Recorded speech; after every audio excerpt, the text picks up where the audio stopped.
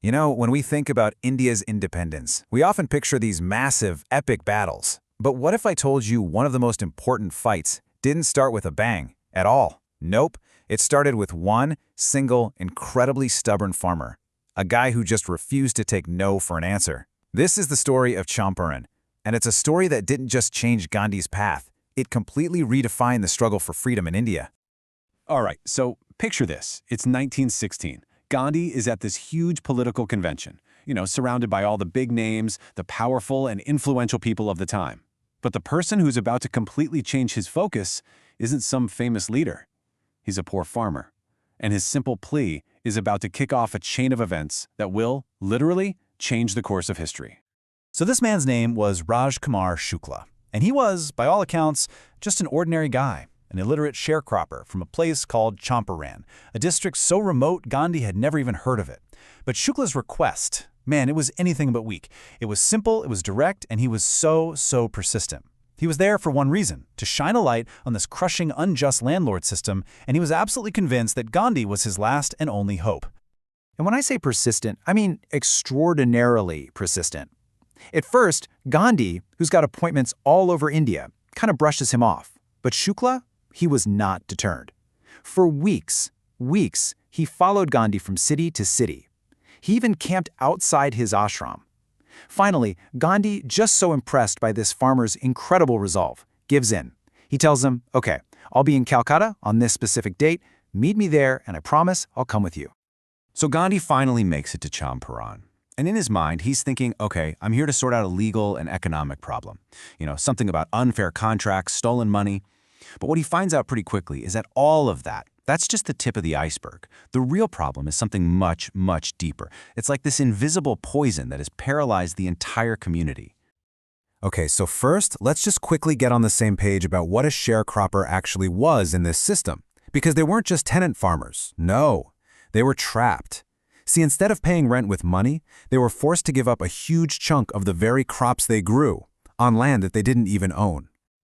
And this whole trap was laid out in these long-term contracts. The British landlords, they owned all the best farmland, right? And they forced the peasants to plant 15% of their land with indigo, which was a big cash crop for dye back then.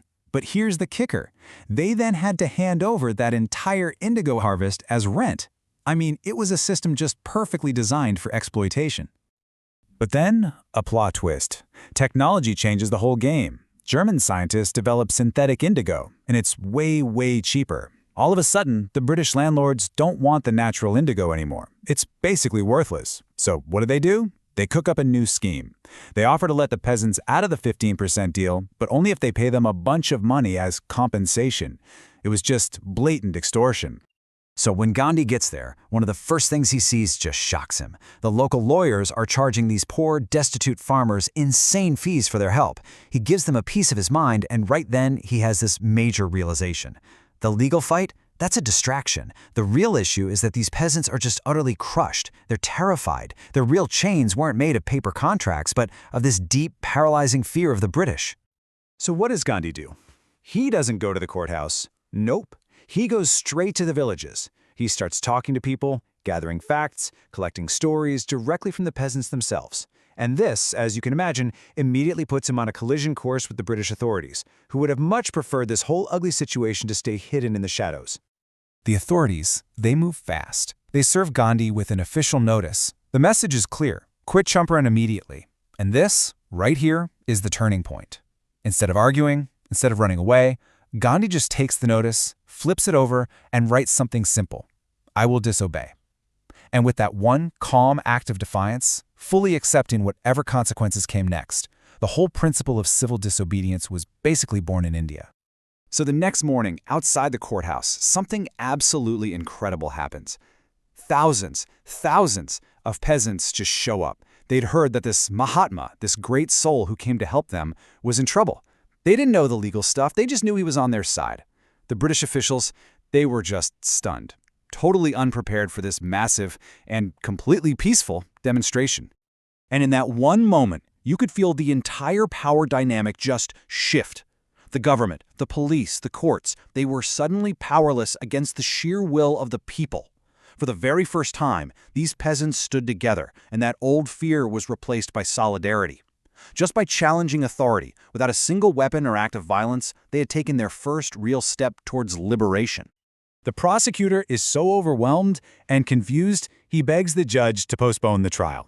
A few days go by, and a letter shows up for Gandhi. The case? It's been dropped. Just like that. And boom, civil disobedience scores its first huge victory on Indian soil. And now, Gandhi was free to keep digging. Okay, so with that legal threat out of the way, Gandhi and his team could really press their advantage. They launched this massive inquiry, collecting testimony from something like 10,000 peasants. The mountain of evidence they gathered was so overwhelming, so damning, that the British government had no choice but to set up an official commission to investigate the landlords. So the commission does its thing and, surprise, surprise, finds the landlords guilty. Now the big question is, okay, how much money do they have to pay back? The landlords are thinking Gandhi's going to demand 100% back. But he surprises them. He only asks for 50%. So the landlords, thinking this is just a negotiation tactic, they come back with a lowball offer, just 25%. They're figuring he'll refuse, everything will get stuck, and they'll get off easy. But then Gandhi does something no one saw coming. He immediately accepts the 25%. His own team is stunned. The landlords are in shock. Their whole plan to create a deadlock just completely backfired. The deal was done. Now hold on. This seems like a loss, doesn't it? I mean, why would Gandhi, who has all the leverage, agree to just a quarter of what the peasants were owed? What was he really after here? Well, Gandhi explained his logic later on, and it was brilliant. He said the amount of money was never the point. What really mattered was the fact that the British landlords were forced to give something back. They had to surrender something way more valuable than money, their prestige. By returning even a little bit of it, they were admitting they were wrong, and that single act just shattered their image of being untouchable. It showed the peasants, for the very first time, that they had rights and that someone powerful was there to defend them. But here's the thing about Gandhi. For him, this big political win was really just the beginning.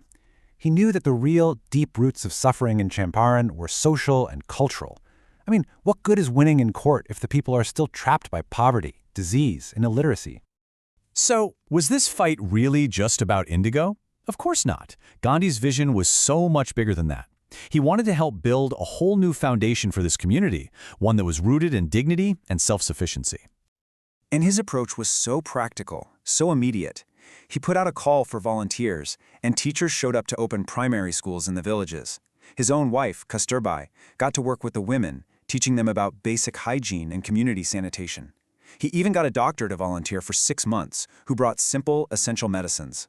The goal was clear: empower the people to lift themselves up, from the ground up. You see, throughout this whole year-long struggle, Gandhi wasn't just acting like a politician. He was more like a teacher. And the final and maybe the most important lesson he taught in Champaran was about what freedom really truly means. There was this one incident near the end of his time there that just says it all. A devoted English follower of his, a guy named Charles Freer Andrews, was getting ready to leave. Gandhi's allies begged him to stay. They thought, hey, having an Englishman on our side would be a huge advantage, right? But Gandhi's response was swift and firm. He told them that wanting to use an Englishman as a prop just showed a weakness in their own hearts. Their cause was just, he said, and they had to find the courage to win the battle themselves. And that one lesson, right there, captures the true spirit of Champaran. The goal was never just about changing a contract. It wasn't even just about kicking the British out. It was about teaching an entire nation how to stand on its own 2 feet, how to fight its own battles, and most importantly, how to free itself from fear.